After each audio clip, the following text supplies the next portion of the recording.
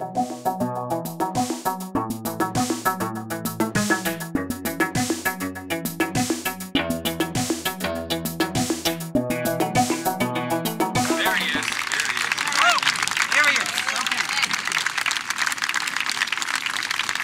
we're looking for Punkit, who is going to give the Howard Zinn Memorial Lecture Series introduction. As part of Free School University, we have a number of forums. The Howard Zinn Memorial Lecture Series, Dollars and Cents Economic Forum. Tomorrow there's the... It's a little hard to give a talk in a Howard Zinn Memorial Lecture at a Occupy meeting. There's mixed feelings necessarily go along with it. Closer. First of all, regret that Howard's not here to take part in and invigorate in his inimitable way something that would have been the dream of his life. Secondly, excitement that the dream's actually being fulfilled. It's a dream that for which he laid a lot of the groundwork. And as I said, it would have been a fulfillment of a dream for him. Okay. Well, why don't you take this? How about that? Well, it is an extremely exciting development. In fact, it's kind of spectacular and unprecedented. There's never been anything like it that I can think of. If the bonds and associations that are being established in these remarkable events can be sustained through a long, hard period ahead, because victories don't come quickly, it could turn out to be a really historic, a very significant moment in American history. The fact that the demonstrations are unprecedented, the Occupy movement is unprecedented, is quite appropriate. It's an unprecedented era, not just this moment, but actually since the 1970s. In the 1970s, there began a major turning point in American history.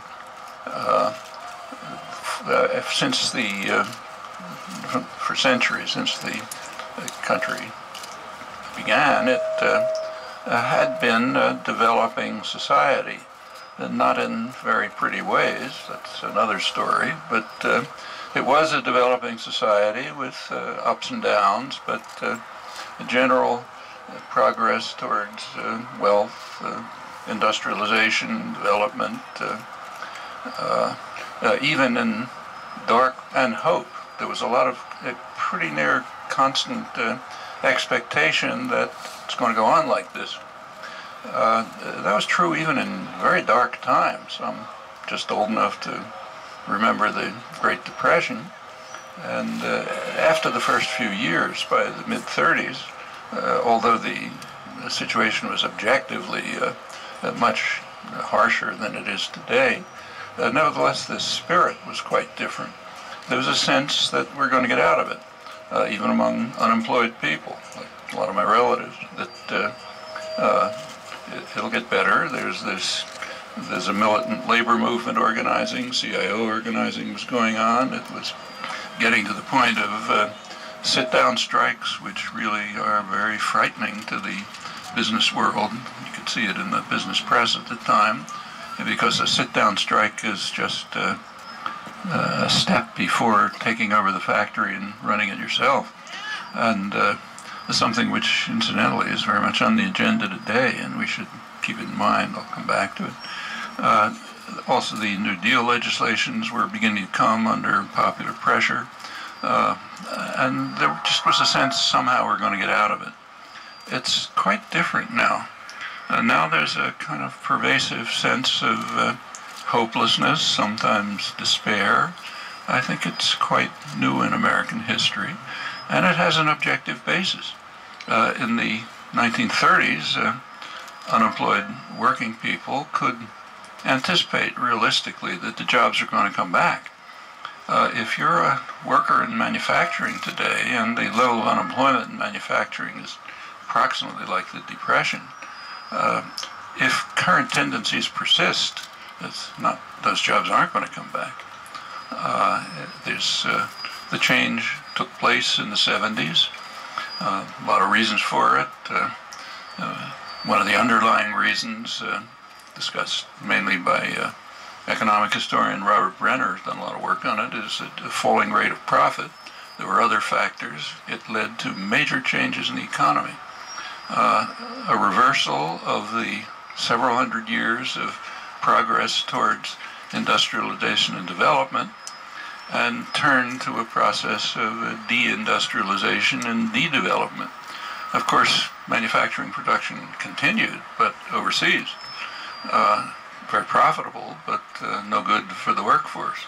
And along with that came a significant shift of the economy from productive enterprise, producing things people need or can use, to financial manipulations.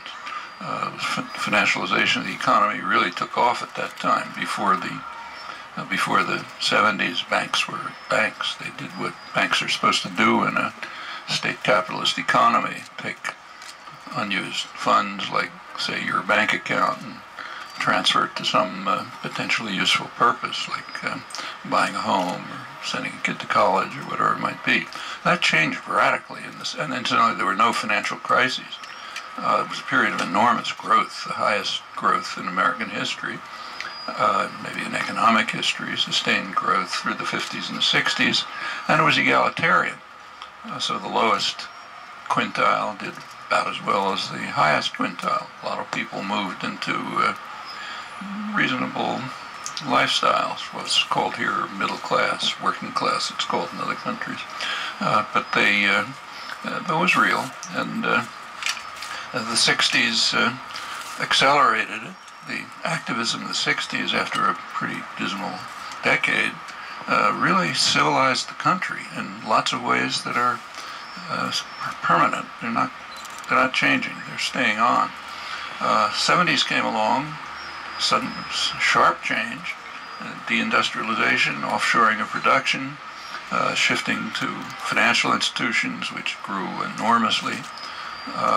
Also, I should say that in the 50s and the 60s, there was also the development of what several decades later became the high-tech economy.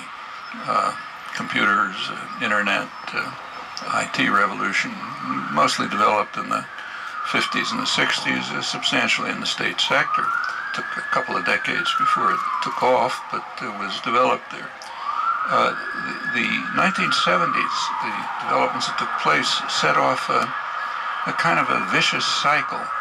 It led to concentration of wealth, increasingly in the hands of the financial sector, which doesn't benefit the economy, probably harms it and the society. But it did lead to tremendous concentration of wealth, substantially there. Concentration of wealth yields concentration of political power, which in turn gives rise to legislation that accelerates the cycle. Fiscal policies, tax changes, rules of corporate governance, deregulation, essentially bipartisan. Alongside of this began the very sharp rise in costs of elections, which drives the political parties even deeper than before into the pockets of the corporate sector. A couple of years later started a different process, which has been described particularly by Tom Ferguson, who's going to be here Monday. He probably will talk about it, so I won't much. But the parties dissolved, essentially. It used to be that if a person in Congress hoped for a position of, say, a committee chair or something, some position of responsibility, you got it mainly through seniority and service. Within a couple of years, you started having to put money into the party coffers in order to get ahead. That just drove the whole system even deeper into the pockets of the corporate sector, increasingly the financial sector. A tremendous concentration of wealth, mainly in literally the top 1/10 of 1% of the population. Meanwhile, for the general population, it began and opened a period of pretty much stagnation or even decline for the majority. People got by, but by pretty artificial means, borrowing, so a lot of debt, longer working hours, but pretty soon much higher than in other industrial countries, even past Japan, long past Europe. Can't hear me? Sorry. Yeah. Still? How about that? So there was a period of stagnation and decline for the majority that continued alongside a very sharp concentration of wealth. The political system began to dissolve. There's always been a gap between public policy and the public will, but it just grew kind of astronomically. You can see it right now, in fact.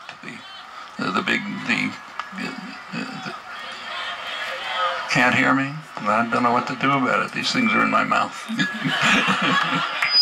They don't taste good. I'll just keep going. You can make it up. It's on the live stream. It's recorded on the live stream. Just take a look at what's... Get it on YouTube. Get it on YouTube. Okay. Just take a look at what's happening right now. The big topic in Washington everyone concentrates on is the deficit. For the public, correctly, the deficit is not regarded as much of an issue, and it isn't really much of an issue. The issue is joblessness, not a deficit. There's a deficit commission, but there's no joblessness commission. As far as the deficit is concerned, you want to pay attention to it. The public has opinions. Take a look at the polls. Overwhelmingly support higher taxes on the wealthy, which have declined sharply during this stagnation period of decline. Higher taxes on the wealthy and preserve the limited social benefits. The outcome of the deficit commission is probably going to be the opposite. Either they'll reach an agreement which will be the opposite of what the public wants, or else it goes into a kind of automatic procedure which is going to have those effects. Actually, that's something that has to be done very quickly. Deficit Commission is going to come up with its decision in a couple of weeks. The Occupy movements could provide a mass base for trying to avert what amounts to a dagger pointed at the heart of the country. Could have very negative effects. It's an immediate task. Well, without going on in the details, what's being played out for the last 30 years is actually a kind of a nightmare that was anticipated by the classical economists. If you take, say, Adam Smith, if you bother to read Wealth of Nations, he considered the possibility that merchants and manufacturers in England might decide to do their business abroad, invest abroad, and import from abroad. He said they would profit, but England would be harmed. However, he went on to say that they would prefer to, the merchants, manufacturers would prefer to operate in their own country, what's sometimes called a home bias. So as if by an invisible hand, England would be saved the ravages of what's now called neoliberal globalization. That's a pretty hard passage to miss. In his classic Wealth of Nations, that's the only occurrence of the phrase invisible hand. Maybe England would be saved from neoliberal globalization by an invisible hand. The other great classical economist, David Ricardo, recognized the same thing and hoped that it wouldn't happen, kind of sentimental hope. And it didn't for a long time, but now it's happening. The last 30 years, that's exactly what's been underway. For the general population, you know, 99% in the imagery of the Occupy movements. It's been pretty harsh, and it could get worse. This could be a period of irreversible decline. For the 1%, even more, 1/10 of 1%, it's just fine. They're at the top of the richer than ever, more powerful than ever, controlling the political system, disregarding the public, and if it can continue, sure, why not? Just what Smith and Ricardo warned about. So, for example, take, say, Citigroup, one of the most, for decades, one of the most corrupt of the major kind of investment banking corporations, repeatedly bailed out by the taxpayer over and over again, starting in the early Reagan years. Now, once again, I won't run through the corruption. You probably know about it, but it's pretty astonishing. A couple of years ago, they came out with a brochure for investors. They urged investors to put their money in what they call the plutonomy index.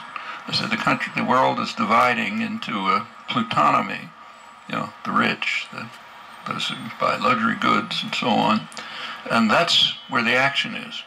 They said their plutonomy index is way outperforming the stock market, so put your money into it. And as for the rest, we set them adrift. We don't really care about them. We don't need them. They have to be around to provide a powerful state which will protect us and bail us out when we get into trouble, but other than that, they essentially have no function. They're sometimes called these days the Precariat, people who live a precarious existence at the periphery of society. It's not the periphery anymore. It's becoming a very substantial part of the society in the United States and indeed elsewhere. And this is considered a good thing. So, for example, Alan Greenspan, at the time when, little competition, when Alan Greenspan was still, St. Alan, hailed by the economics profession as one of the greatest economists of all time. This was before the crash for which he was substantially responsible. He was testifying to Congress in the Clinton years, explaining the wonders of the great economy that he was supervising. And he said a lot of the success of this economy, he said, is based on, substantially on, what he called growing worker insecurity. Can you announce that they need to stay off of the grassed, roped-in areas? Please stay... Yeah, let's do it this way. Please stay off of the roped-in grass area over there. That's a very nicely done organic area, and we're trying to keep it clean. You heard him, I guess. Well, Greenspan testified that the very successful economy he was supervising, which has the properties I described, was based substantially on growing worker insecurity.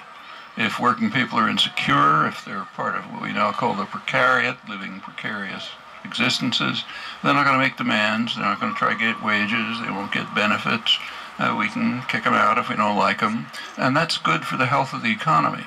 That's what's called a healthy economy, technically. And he was very highly praised for this, greatly admired. Well, now the world is indeed splitting into a plutonomy and a precariat. Again, in the imagery of the Occupy movements, the 1% and the 99%, not literal numbers, but it's the right picture. And the plutonomy is where the action is. Well, it could continue like this. And if it does continue, this historic reversal that began in the 1970s could become irreversible. That's where we're heading. And the Occupy movements are, the first real major reaction, popular reaction, which could avert this. But as I said, it's going to be necessary to face the fact that it's a long, hard struggle. You don't win victories tomorrow. Have to go on, you have to form structures that will be sustained, will go on through hard times, and can win major victories. Now, there are a lot of things that can be done. I mentioned before the... Can I have one of those mics? You give me one of those mics so people can hear you better. Sorry? Just keep the... You just keep that one up to your mouth, sweetie. Okay. I mentioned before that in the 1930s, one of the most effective actions was sit-down strikes. And the reason is very simple. That's just a step before takeover of the industry.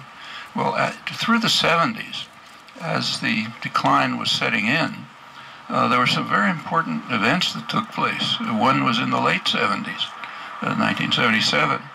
U.S. Steel decided to close one of its major facilities, Youngstown, Ohio, and instead of just walking away, the workforce and the community decided to get together and buy it from U.S. Steel and hand it over to the workforce to run and turn it into a worker-owned, worker-management facility. They didn't win, but with enough popular support, they could have won. And it was a partial victory. It's a topic that Edgar Alperovitz particularly has discussed in detail. It was a partial victory because even though they lost, it set off other efforts. And now throughout Ohio, and in fact in other places, there's a scattering, hundreds, maybe thousands of sometimes not so small worker-owned or at least partially worker-owned industries which could become worker-managed. And that's the basis for a real revolution. That's how it takes place. It's happening here too. Just in one of the suburbs of Boston about a year ago, a multinational decided to close down a profitable, functioning manufacturing facility. It was doing some high-tech manufacturing, not profitable enough for them. The workforce and the union offered to buy it and take it over and run it themselves. The multinational decided to close it down instead, probably for reasons of class consciousness. I don't think they want things like this to happen. If there had been enough popular support, if there'd been something like this movement and it could have gotten involved, they might have succeeded. And there are other things going on like that. In fact, some of them are major. So not long ago, Obama took over the auto industry. It was basically owned by the public. And there were a number of things that could have been done. One was what was done, reconstitute it so that it can be handed back to the ownership or very similar ownership and continue on its traditional path. The other possibility was to hand it over to the workforce, which owned it anyway, turn it into worker-owned, worker-managed, major industrial system, that's a big part of the economy, and have it produce things that people need. And there's a lot that we need. We all know, or should know, that the U.S. is extremely backward globally in high-tech and high-speed transportation. That's very serious. It not only affects people's lives, it affects the economy. It's a very serious business. Just had a personal story. I happened to be giving talks in France a couple months ago and ended up in southern France and had to take a train from Avignon, southern France, but to the de Gaulle airport in Paris. It took 2 hours. It's the same distance as Washington to Boston. I don't know if you've taken that train, but it's about what it was, 60 years ago when my wife and I first took it. And it's a scandal, But it could be done. They had the capacity to do it, the skilled workforce. We've taken a little support, popular support, and that could have made a major change in the economy. And just to make it more surreal, while this option was being avoided, the Obama administration was sending its transportation secretary to Spain to get contracts for developing high-speed rail for the United States, which could have been done right in the Rust Belt, which is being closed down.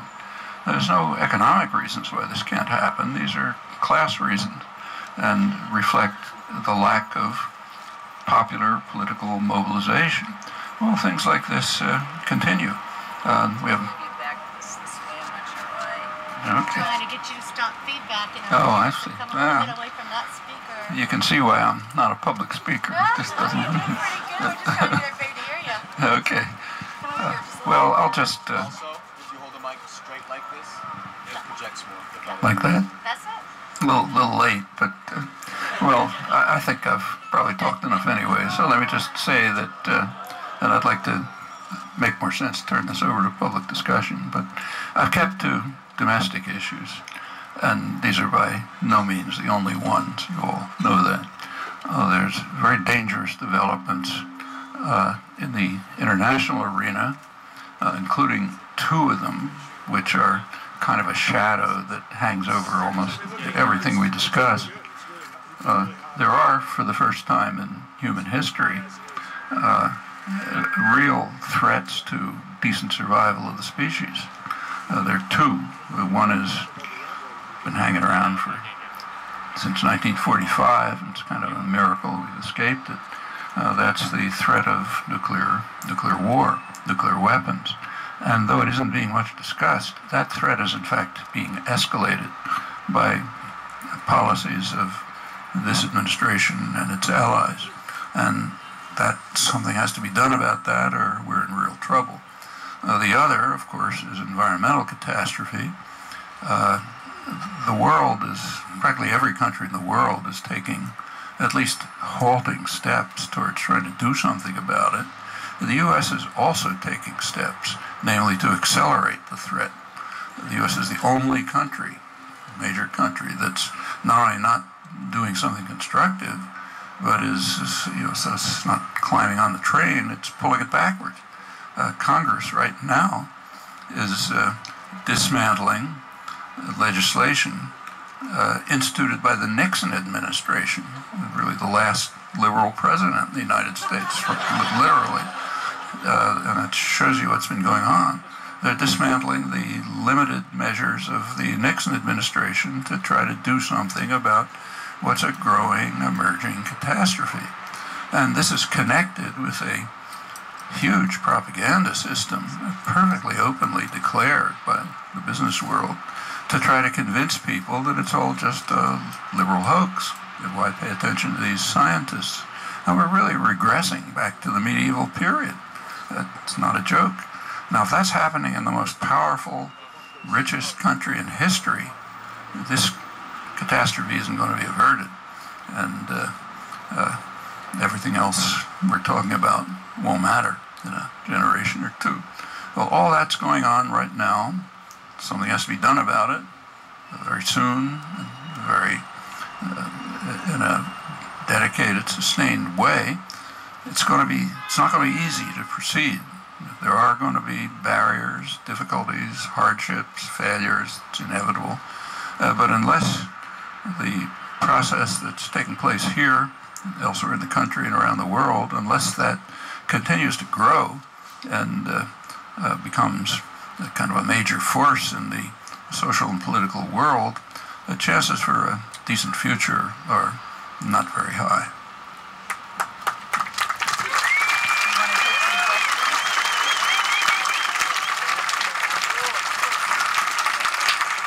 So we're open to just a few questions right now.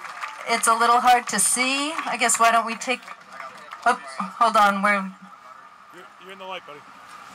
This guy in the back there, he was first with his hand up. I just called on this person. I think if I'm doing it, I'll do it, and I'll call you next. As far as fixing the... As far as fixing... As far as fixing the political dysfunction in this country, one idea I've heard mentioned in various places, I've heard it mentioned here, is having a constitutional convention or constitutional amendment to abolish corporate personhood, to get corporate money out of politics. So, hold on just a sec. He's talking about corporate personhood and getting the money out of that stream in politics. Yeah, these are very good things to do, but you can't do this or anything else unless there's a large, active, popular base. if the Occupy movement was, the leading force in the country, you could push this forward. But remember, most people don't know that this is happening. They may know about it, but not know what it is. And among those who do know, polls show that there's a lot of support, but that assigns a task. It's necessary to get out into the country and get people to understand what this is about and what they can do about it and what the consequences are of not doing about it, not doing anything about it. And corporate personhood is an important case in point, but pay attention to what it is. We should think about it. Now, if you read we're supposed to worship the Constitution these days. The Fifth Amendment of the Constitution says that no person shall be deprived of rights without due process, of law. Well, the Founding Fathers didn't mean by person, they didn't mean person. So, for example, there were a lot of creatures of flesh and blood who weren't persons. The indigenous population, for example, they didn't have any rights. There was a category of creatures called 3/5 human in the Constitution, slave population. They weren't persons. And in fact, women were barely persons, so they didn't have rights. Well, a lot of this was somewhat rectified over the years. During the Civil War, the 14th Amendment raised the 3/5 humans to full humans, at least in principle. That was only in principle. I won't go through what happened next, but at least in principle. Now, if you come to over the following years, the concept of person was changed by the courts in two ways. One way was to broaden it to include corporations, legal fictions established and sustained by the state. In fact, these persons later became the management of corporations, according to the court decisions. So the management of corporations, they became persons. Of course, it's not what the 14th Amendment says. It was also narrowed to undocumented immigrants. They had to be excluded from the category of persons, and that's happening right now. So the legislations that you're talking about, they go two ways. They broaden the category of persons to include corporate persons, which by now have rights way beyond human beings, given by the trade agreements and others, and they exclude the people who flee from Central America, where the U.S. devastated their homelands, free from Mexico, because they can't compete with the U.S. Highly subsidized U.S. agribusiness. Remember when NAFTA was passed in 1994, Clinton administration understood pretty well that it was going to devastate the Mexican economy. And that's the year when they started militarizing the border. Well, okay, now we're getting the consequences, and these people have to be excluded from the category of persons. So when you talk about personhood, that's right, but there's more than one aspect to it, and it ought to be pushed forward, and all ought to be understood and acted upon, but that requires a mass base. It requires that the population understands this and is committed to it.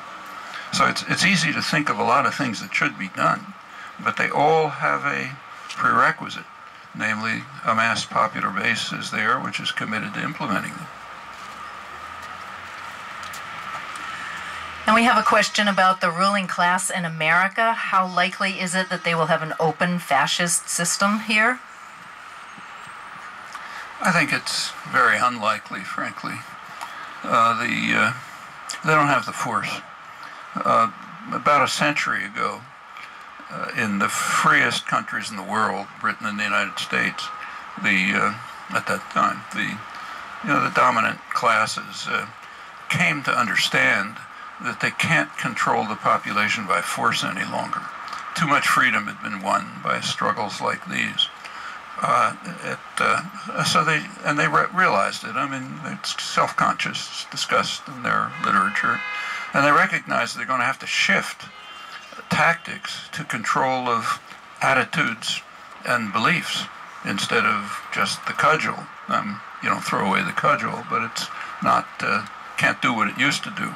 You have to control attitudes and beliefs. And in fact, that's when the public relations industry began in the United States and England, the free countries, where you had to have a major industry to control beliefs and attitudes, to induce consumerism, induce passivity, apathy, distraction, all the things you know very well. And that's the way it's been going on. But you know, it's a barrier, but it's a lot easier to overcome than torture and the Gestapo. And I don't think they are anymore in the circumstances exist any longer for instituting anything like what we called fascism. Excellent. And John from the library would like to ask his question, and then I have a few notes here. If you stand up, I will pass a note card to you, and if you could write your question. I've got one question over here and one question over there headed towards me, but if you stand up, we'll try to fit in a few others. Sir, I have a two-part question that I've been waiting to ask you my whole life. You mentioned earlier that sit-down protests were just precursors to a takeover of industry. I would like to ask you if today you would advocate a general strike as an effective tactic moving forward. And second, would you ever, if asked, allow for your voice to relay the democratically chosen will of our nation? I'm not sure I understand. My voice wouldn't help. I can't even reach you. But and besides, you don't want leaders. You want to do it yourself. Not that I could be one. But we will need representation in the international table. We need representation, but you should pick it yourselves, and they should be recallable representatives, so you're not going to fall into some system of control and hierarchy. But this question of the general strike is like the others. You can think of it as a possible idea at a time when the population is ready for it. We can't sit here and declare a general strike, obviously. There has to be approval, agreement, willingness to take the risks, to participate on the part of the large mass of the population. And that takes organization, education, activism. Education doesn't mean just telling people what to believe. It means learning ourselves. There's a famous line of Karl Marx, which I'm sure you all know, that the task is not just to understand the world, but to change it. And there's a variant of that which also should be kept in mind. If you want to change the world in a constructive direction, you better try to understand it first. And understanding it doesn't mean listening to a talk, reading a book, although that's helpful sometimes. It means learning, and learning, you learn through participation. You learn from others. You learn from the people you're trying to organize. And you have to gain the experience and understanding which will make it possible to maybe to implement ideas like that as a tactic. But there's a long way to go. That doesn't happen by a flick of a wrist. That happens by hard, long-term, dedicated work. And I think in many ways maybe the most exciting aspect of the Occupy movement is just the construction of these associations, bonds, linkages, and others that are taking place all over the place, all over, whether it's a cooperative kitchen or something else. And out of that, if they can be sustained, can come and expanded to the large part of the population that doesn't even know what's going on. If that can happen, then you can raise questions about tactics like this, which could very well at some point be appropriate. And we have two questions about the Occupy worldwide. How do you think we can effectively target problems to bring about change? And what should we make demands? Yeah, well, they should have proposals and ideas. They don't have to be total agreement on them. There's good reason to let 100 flowers bloom. There's lots of possibilities. But there are very sensible proposals, starting from very short-term ones to let's prevent the Deficit Commission from carrying out a really lethal blow against the society that might have lasting effects in the next couple of weeks. That's pretty short term. There are longer term things like, say, the ones I mentioned, helping the workforce in the Boston suburb I mentioned to take over their own industry instead of becoming jobless, going on to say, maybe do the same thing with the whole auto industry. And there's many more things like that coming along. Turning the country to a leader in the effort to try to mitigate, maybe overcome the tremendous threat of global warming, instead of a follower, in fact, a leader in the, practically the only participant in the campaign to accelerate the threat. All of those are things that you can do. We should have those proposals. Dealing with corporate personhood is another proposal, but I would suggest that it be broadened to deal with the distortion, gross distortion in the concept of person, which both broadens it to include corporate entities and narrows it to exclude people. People who have every reason to be treated as persons. And there are plenty of other demands you can think of. And they should be formulated. Maybe not everyone has to agree on the ranking of priorities or even the choice of demands, but groups can pursue them. And there's a lot that can be done. Should we rewrite the system, and how can we mobilize the American public? The only way to mobilize the American public that I've ever heard of, or any other public, is by going out and joining them. So going out to wherever people are, churches, clubs, schools, unions, wherever they may be, and getting involved with them and trying to learn yourself from them and to bring about a change of consciousness among them. And again, this can be very concrete. I mean, take, say, the electoral system in the United States. It has a lot of flaws, like what I mentioned, that public policy and public opinion are so radically divorced. But there's some narrower things that you can do something about right away. I mean, we're coming up to the primary system, okay? Suppose we had a functioning democratic society. Let's just imagine that. And what would a primary be, say New Hampshire? What would happen in a primary would be that the people in a town would get together and discuss and talk about and argue about what they want policy to be. Kind of like what goes on here. And they should formulate their conception of what the policy should be. Then if a candidate says, I want to come talk to you, the people in the town ought to say, well, you can come listen to us if you want. So you come in, we'll tell you what we want, and if you can sort of persuade us that maybe you'll do it, maybe we'll vote for you. That's what would happen in a democratic society. Now, what happens in our society? The candidate comes to town with his PR agents and the rest of them, and gives some talks and says, look how great I am, this is what I'm going to do for you. Anybody with a gray cell functioning doesn't believe what he or she says. And then, maybe they vote for him, maybe they don't. Now that's very different from a democratic society. And, making moves in that direction is not utopian. Those are things that can be done in particular communities. And it could lead to a noticeable change in the political system. I mean, yeah, sure, we should get money out of politics, but that's going to take a lot of work. And one way to go at it is just to elect our own representatives. It's not impossible. And, the same is true all across the board. I mean, let's go back to the deficit again. The population understands that it's not the primary problem. In fact, not even a major problem. The population has a sensible attitude about what ought to be done with it. Higher taxes for the rich, let's go back to the way things were during the big growth periods, and preserve the benefits, which are limited. They ought to be improved. But there's something else which isn't even being discussed.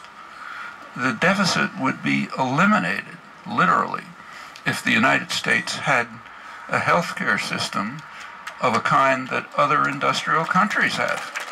Now, you know, that's literally true. And that's not utopian.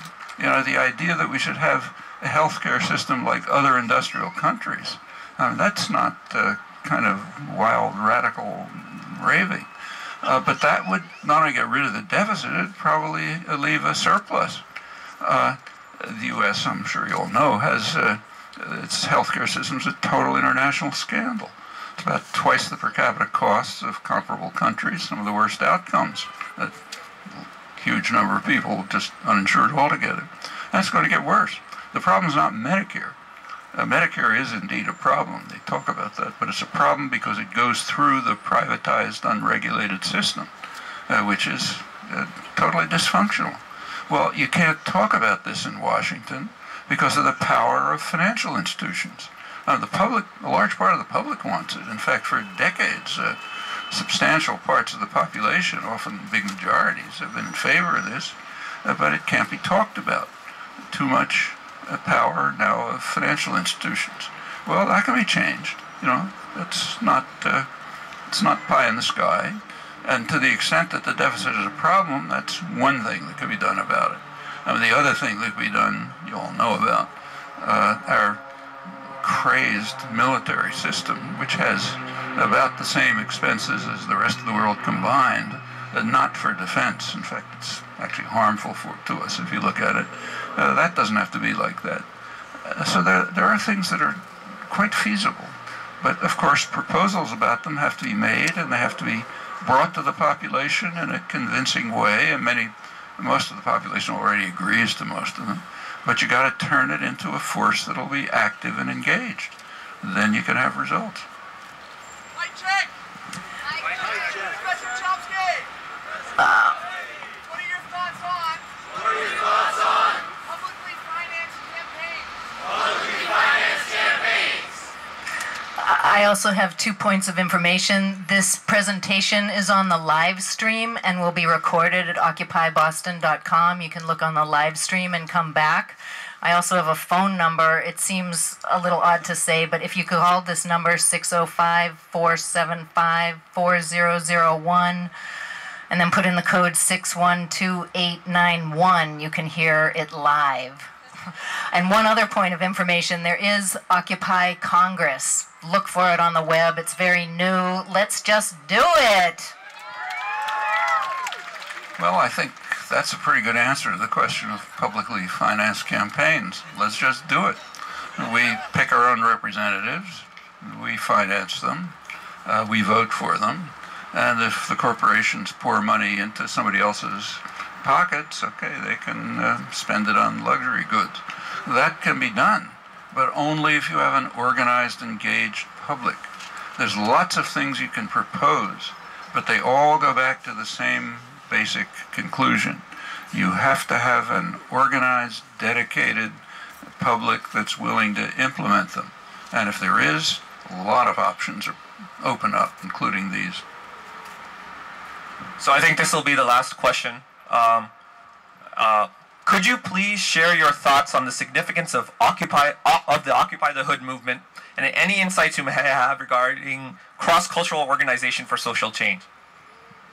That's a great movement. I heard just coming out here this evening that the first Occupy Hood action took place just yesterday in Boston. And it's been happening in other places, New York and elsewhere. And that's perfect. I mean, it's the kind of reaching out into the general community that makes sense. People have to do it themselves. You know, I can't tell people how to organize in Roxbury, and if I told them, they shouldn't listen to me. They know how to do it, and we should work hard to get this integrated. And that means, again, not just telling people here's what you got to believe, but learning from them. What do they want? What do they need? What can we learn from them? How can we find ways to work together to overcome barriers and tensions and become part of a dedicated, ongoing, sustained movement, which, and I stress again, is going to have to last a long time, because most of these goals that we're talking about that can't be attained in a couple of weeks or months. Actually, some of them can, but most of them are a long struggle. And people with power don't give it up unless they have to, and that takes work.